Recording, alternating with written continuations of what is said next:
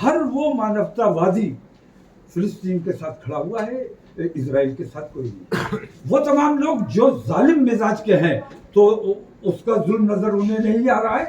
जालिम के साथ सिर्फ जालिम जा सकता है, मजलूम नहीं जा सकता। और हमास के साथ भी आप खड़े, हमास ने क्या जुल्म किया है मेरी वो समझ में नहीं आया। वो तमाम चीजें जो फेक न्यूज चलाई गई, इंडिया में भी चलाई गई, 40 बच्चे मार डाले, बाद में CNN को भी माफी मांगनी पड़ी कि वो गलत खबर थी।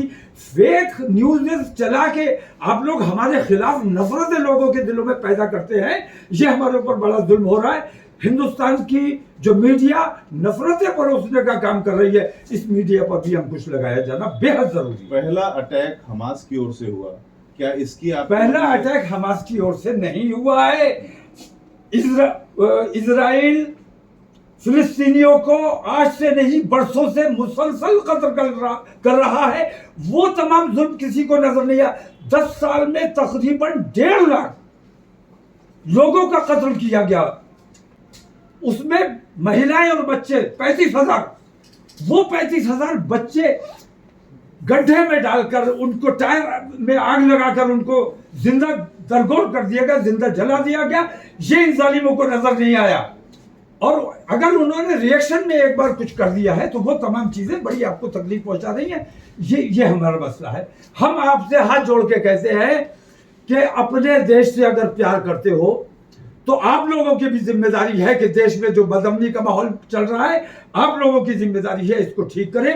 नफरतें परोसने का काम बंद किया जाना चाहिए। प्रधानमंत्री जी से चूंकि आप इतना प्रेम करते हैं, प्रधानमंत्री जी से सीधा अगर आपको संवाद करना हो तो क्या कहेंगे आप प्रधानमंत्री जी से? मैं तो सीधा, मैं समझता हूँ आपके जरिए मेरा उनसे सीधा संवाद हो रहा है, वो जवाब नहीं दे पा रहे हैं और मेरी किसी बात का जवाब उनके पास नहीं है। उनके पास यही है कि मेरी परमिशन कैंसिल कर दें, मेरे ऊपर मुकदमा लिखवा दें, मुझे गिरफ्तार करवा लें।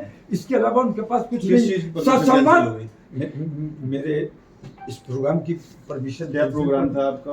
क्या हुआ? मेरा प्रोग्राम मिशन सेव कॉन्स्टिट्यूशन के तहत मुस्लिम महापंचायत और इंसाफ सबके लिए, इज्जत और इंसाफ सबके लिए, उसमें SC ST OBC और तमाम माइनॉरिटीज, ये तमाम मिलकर एक काम कर रहे थे और देश के हिंदू समाज को ये मैसेज देना चाहते थे कि हम अपने देश के साथ हैं।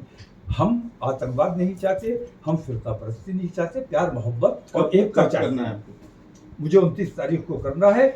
इन्होंने जो फैसला किया है, इन्होंने जो मेरी परमिशन कैंसिल की है, इसके खिलाफ मैंने आज रिट दायर कर दी है हाई कोर्ट में। कल मेरी डेट लगी हुई है। मुझे यकीन है कि हाई कोर्ट मुझे मेरा प्रोग्राम करने की इजाजत देगा। कितने लोग जुटेंगे इसमें? इनको अंदाजा यह हुआ कि लोग ज्यादा जुट रहे हैं, इसी वजह से परमिशन कैंसिल की है। दूसरी बात ये कि अगर खालिस मुसलमान जमा होते तो ये मुझे करने देते, लेकिन जब मैंने सबको जोड़ने की कोशिश की, सबको साथ रखने की कोशिश की और एकता का पैगाम देने की कोशिश की, तब इन्हें तकलीफ हुई। ये अगर खालिस मुसलमान होते तो मुसलमानों के साथ जाति भी कर सकते थे, लाठीचार्ज भी कर सकते थे, गोली भी चला सकते थे। लेकिन जब हमारी मिक्स तमाम दूसरे लोग भी उसमें शामिल हो रहे थे। बहरहाल होगा आपके अनुसार जी, कार्यक्रम होगा आपके अनुसार? कार्यक्रम अगर हाईकोर्ट में इजाजत देगा, मुझे यकीन है इजाजत देगा, तो कार्यक्रम इंशाल्लाह उसी डेट में होगा।